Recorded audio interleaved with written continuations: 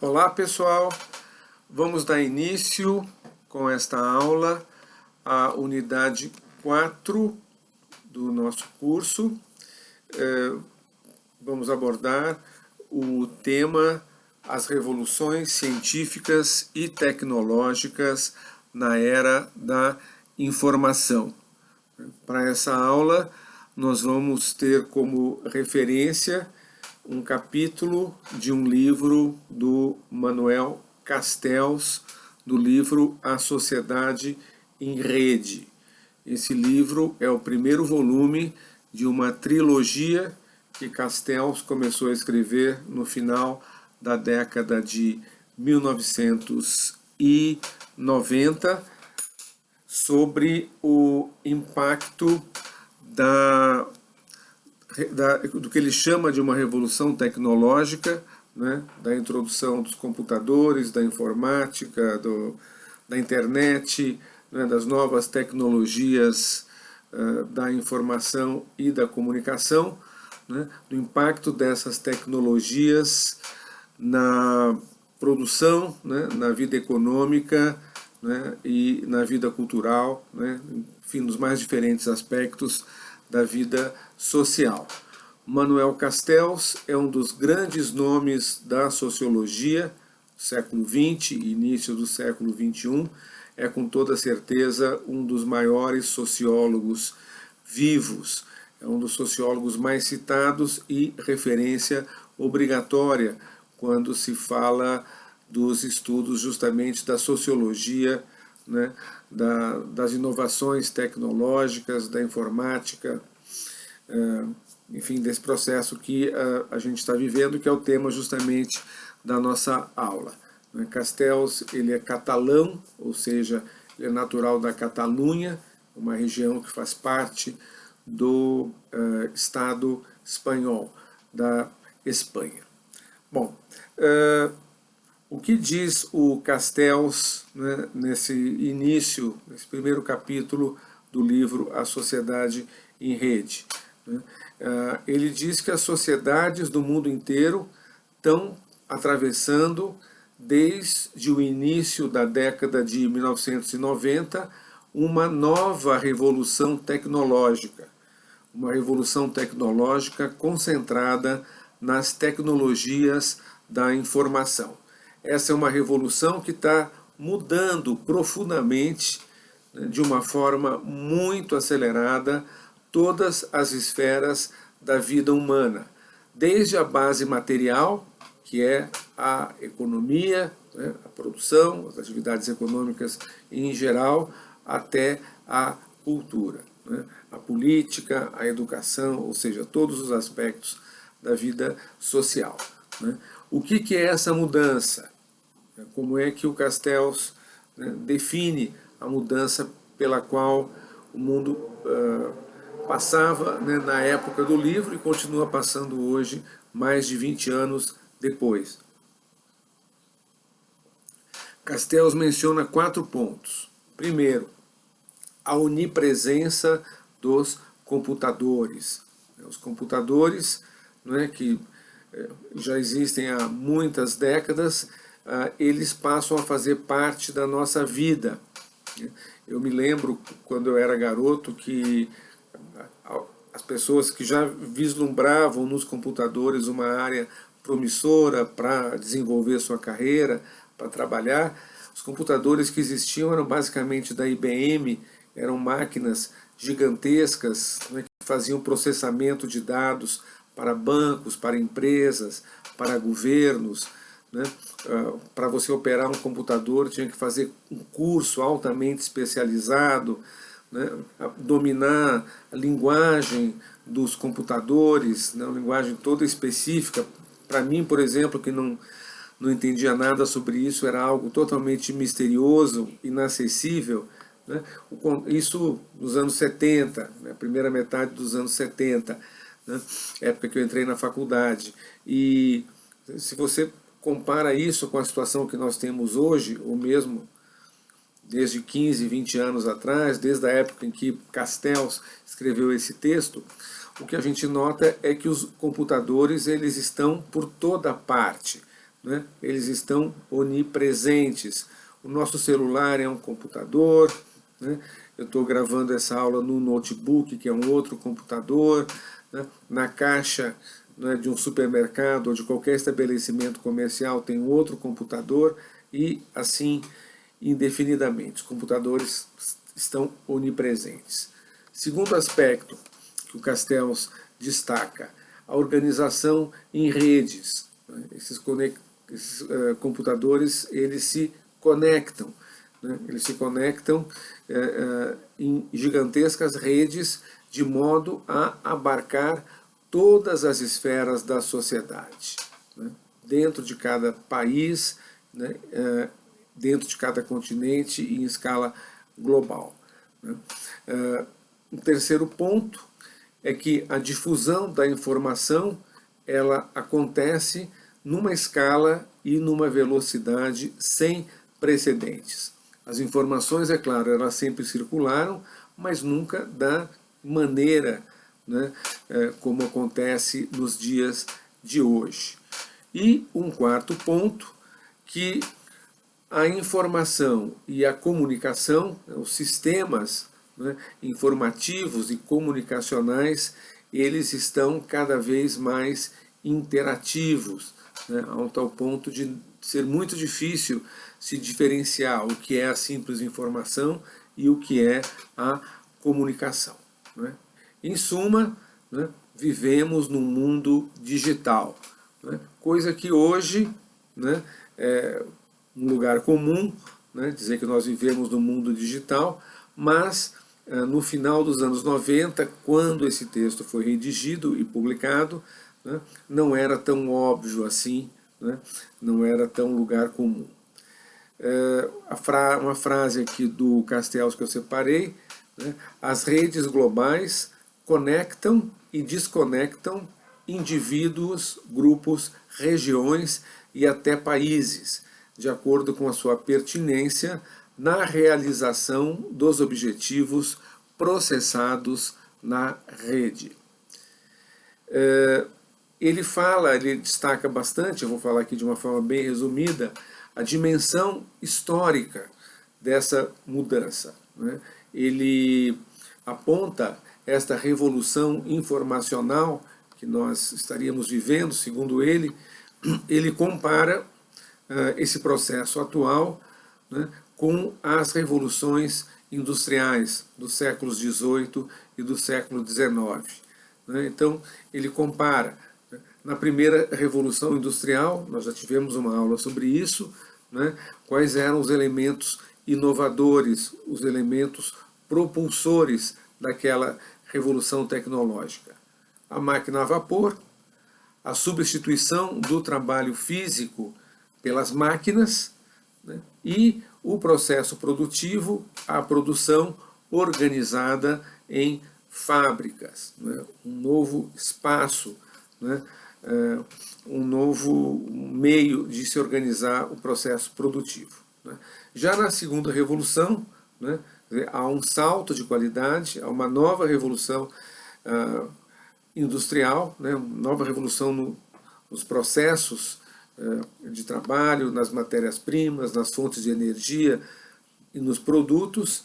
Né. Essa segunda revolução industrial, de meados do século XIX, ela é associada à introdução da eletricidade no processo produtivo, a uma nova matéria-prima que é o aço, né. Na verdade, o aço já existia, mas o aço trabalhado com uma eficiência muito maior do que antes, né. Uma nova fonte de energia, que é o petróleo, né. O motor, a combustão interna, né, o motor que viria a ser o motor dos automóveis, dos caminhões, etc., né, e o uso intensivo da ciência na inovação tecnológica.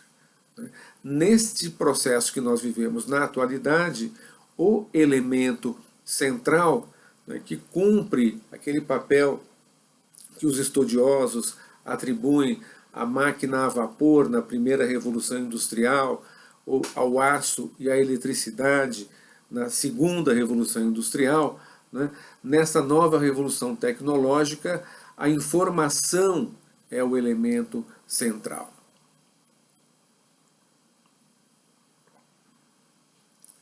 Mais precisamente, diz aí o Castells, a informação e os conhecimentos, na atualidade, eles são aplicados diretamente na geração de novos conhecimentos e no processamento da informação. Né? Ou seja, a informação, que sempre teve ali um papel decisivo nos processos, a informação era aplicada aos processos produtivos, ao gerenciamento das matérias-primas, a organização da produção, a organização da fábrica. Nesse período que nós vivemos, o conhecimento e a informação, eles atuam sobre o próprio conhecimento e sobre a própria informação. Essa é a grande diferença. Segundo Castells, acontece uma mudança na dinâmica desse processo, nas inovações que ocorrem na atual revolução tecnológica, que é um processo que ele vai chamar de um ciclo de realimentação positiva entre a inovação e o seu uso. O que isso significa? Ele usa ali uma frase de efeito, ele diz o seguinte, que antigamente se aprendia como se usam as novas tecnologias com o uso dessas novas tecnologias.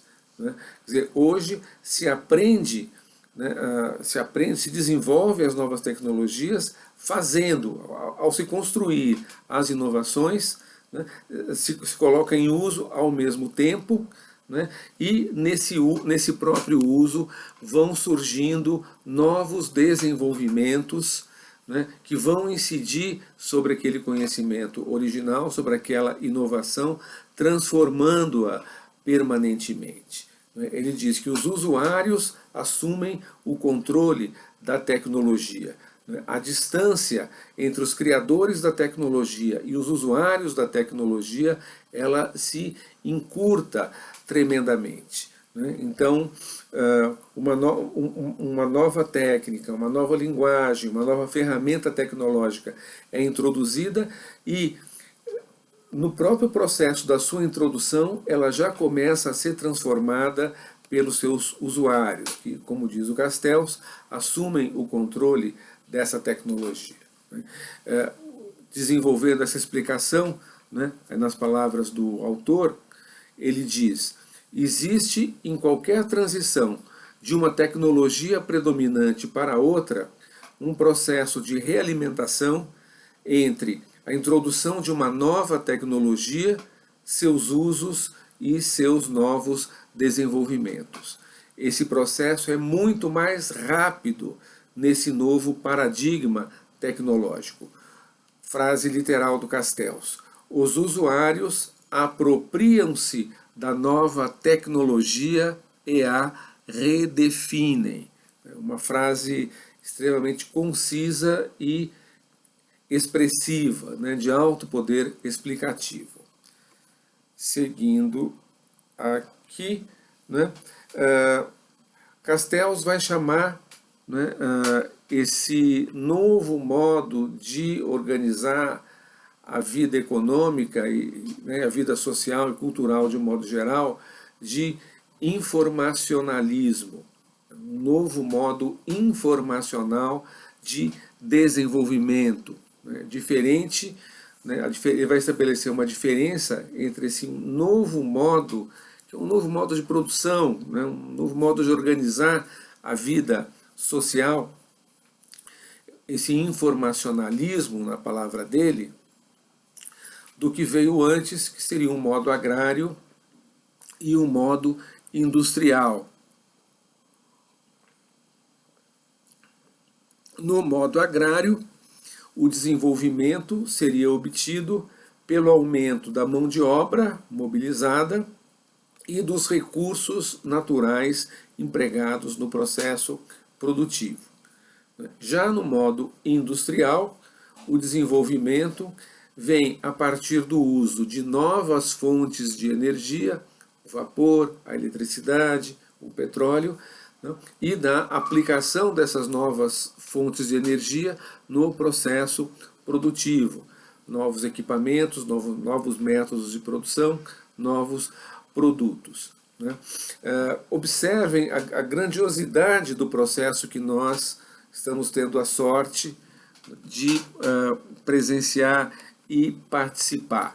Né? Uma revolução comparável, né, à primeira revolução, a primeira revolução da história da humanidade, que é a revolução da agricultura, ocorrida milhares de anos atrás, né, quando os seres humanos deixaram de ser nômades, caçadores e coletores, para se tornarem sedentários, né, vivendo da agricultura.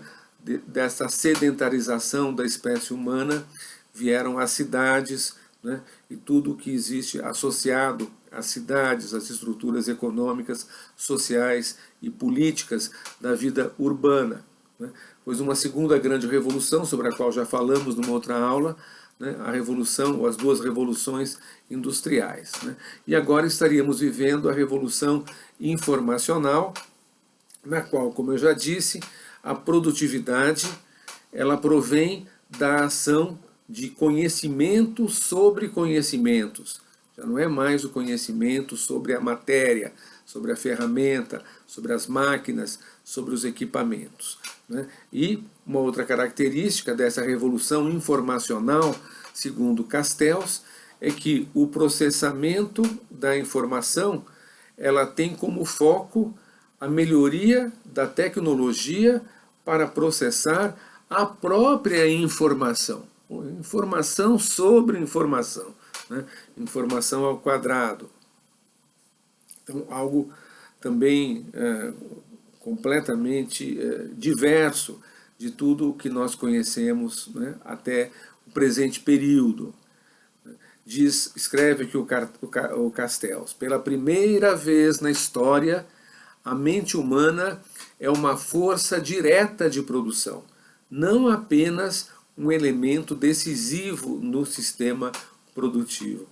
Não apenas um elemento decisivo, como se ser um elemento decisivo fosse pouco, né? Mas é um papel que se atribui ao conhecimento, né? A capacidade de criação, né, humana, um papel inédito, né, na nossa história. A lógica do sistema, segundo Castells, é a seguinte: transformar todas as informações num sistema comum de informação. Né? É exatamente o que nós temos na internet. Todas as informações, né, no limite todas, né, são integradas, né, num único sistema. Né? Uma outra característica da lógica do sistema é processar as informações numa velocidade e numa capacidade cada vez maiores e com custos cada vez mais reduzidos. Né? E ele vai agregar, né, uma outra característica da lógica desse sistema é inserir os dados numa rede de recuperação e distribuição potencialmente ubíqua. Ubíquo significa algo que está em toda parte. Né? Os religiosos dizem que Deus tem o dom da ubiquidade. Deus está em toda parte. Né? Pois esses dados, né, esses dados inseridos num sistema comum de informação, né, numa rede global, que é a internet, né, eles estão potencialmente ubíquos, né, ou seja, disponíveis, presentes, né, quase que literalmente em toda parte, na medida em que, né, o alcance desse sistema se expande no âmbito geográfico e também no âmbito social. Né. No texto vocês vão ver que tem algum momento ali que o Castells ele faz uma exceção Ele diz, esse sistema ele é potencialmente global, porém ainda não se tornou global. Ele disse isso no final dos anos 70. Ele vai dizer, nas favelas da África, nas aldeias camponesas no interior da China, esse sistema ainda não chegou. A gente poderia agregar, né, o equivalente, né, a esses lugares no Brasil, na América Latina. Porém, né, passados mais de 20 anos, né, eu acredito que mesmo nas favelas da África, em alguma medida, mesmo nas regiões rurais da China, né, mesmo nos recantos mais distantes do interior do Brasil e de outros lugares da América Latina, né, já deve estar presente ali o telefone celular, ligados por satélite à rede, né, enfim, né, os notebooks, etc. Né, talvez não com né, a mesma capacidade de transmissão e recepção de dados que nós temos, que a maioria de nós temos, mas, né, a tendência da globalização absoluta desse sistema ela tem se concretizado. Castells, né, e aí nessa primeira parte da aula eu vou apresentar esse tópico, e aí depois o restante vai ficar para uma próxima aula. Castells ele define 5 paradigmas da tecnologia da informação. Né? A tentativa que ele faz de sistematizar essa abordagem, né, esse estudo sobre a revolução informacional. Então ele aponta 5 paradigmas, 5 características da tecnologia da informação. A primeira característica ou paradigma é que a informação é a matéria-prima, né, desse processo, dessa revolução. Então é uma matéria-prima imaterial, que é a informação. Né? Diz ele, trata-se da utilização da tecnologia para agir sobre a informação, para trabalhar a informação, né, e não apenas de informações para agir sobre a tecnologia, como ocorrera nas revoluções tecnológicas anteriores. Agora, então, a informação ela passa de meio a fim. Segundo paradigma é a penetrabilidade do sistema. Né? O que é isso? Né? Dentro da perspectiva, né, do autor, né, todos os processos da nossa existência individual e coletiva são diretamente moldados pelo novo meio tecnológico.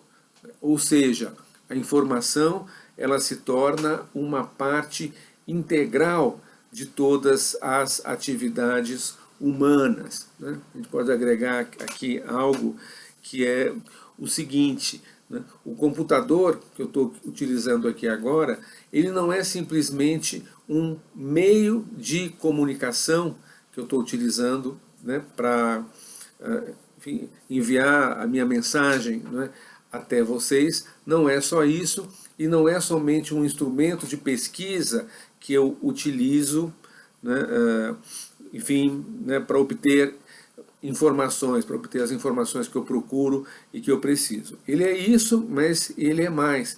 Ele é o próprio terreno, ele é o próprio espaço aonde nós vivemos. Né? Tendencialmente, é claro, nós temos uma vida fora dos computadores, mas cada vez mais a nossa vida está dentro aqui dessa maquininha. Né? Ou seja, a informação se torna parte integral de todas as atividades humanas. Né? Isso que eu estava dizendo com as minhas palavras, Castells vai dizer que a informação penetra em todos os domínios da vida, não como uma fonte externa de impacto, mas como o próprio tecido em que cada atividade é exercida. Né? Ou seja, a informação é o próprio tecido da vida. né? Olha, chega a ser poético, mas enfim, né? E assustador ao mesmo tempo, né? A grandeza, né, das dimensões disso que nós estamos vivendo, né? Um terceiro paradigma ou característica que Castells atribui à revolução informacional é que ela tem uma lógica de redes, ou seja, as interações sociais de todos os tipos ocorrem de acordo com o formato de rede. O formato de rede é aquele mais adequado para a complexidade cada vez maior das interações humanas, né, que acontecem dentro desse sistema. O que é rede? De acordo com Castells, são grupos de atores que se articulam entre si para alcançar seus objetivos. Objetivos que são complexos e que não podem ser alcançados de uma forma isolada. Numa rede, os elementos eles são autônomos e interdependentes. O que mais Castells vai dizer sobre as redes? Antes disso, talvez um exemplo que a gente possa dar, bem básico de rede, a luta contra o aquecimento global. São atores diferenciados, espalhados geograficamente pelo mundo, um conjunto heterogêneo de atores, né, que se articulam para alcançar um objetivo complexo, que não pode ser atingido de uma forma isolada, né? Esses atores, eles são autônomos, eles não estão submetidos a uma estrutura hierárquica, uma estrutura de comando, uma estrutura que tenha chefes e subordinados. A rede é o contrário disso, né? Os participantes da rede, eles têm autonomia, né? Eles são, e ao mesmo tempo eles dependem uns dos outros, eles são interdependentes, né? Nesse espaço da rede se produz, dentro desse espaço, uma visão compartilhada da realidade. Isso é próprio da rede. Dentro da rede, diferentes tipos de recursos se articulam, né, se mobilizam, né, em favor da finalidade daquela rede, né, e os atores dentro da rede, eles são levados, são conduzidos a praticar ações cooperativas, ações conjuntas, né? Nesse processo, o poder ele se encontra fragmentado, né? A rede ela não tem uma hierarquia própria, né? E as redes também não são ali um paraíso, não são caracterizados pela harmonia em absoluto. Ao contrário, dentro das redes também existe o conflito interno, né, como algo inevitável. Então, por isso, Castells diz, as redes elas necessitam de ter algum tipo de coordenação orientada para que se fortaleçam os vínculos de confiança entre os integrantes da rede, entre os seus integrantes, né, e uma coordenação voltada para impedir que se estabeleça dentro da rede, né, algum fenômeno de dominação. Dentro da rede a participação é desigual, né, coexistem elementos mais ativos, outros elementos mais passivos e elementos que têm alguma ligação com a rede, mas que permanecem desconectados boa parte do tempo. A rede não é fixa, a rede está incorporando o tempo todo novos elementos. Uma quarta característica dessas 5 paradigmas, né, ou características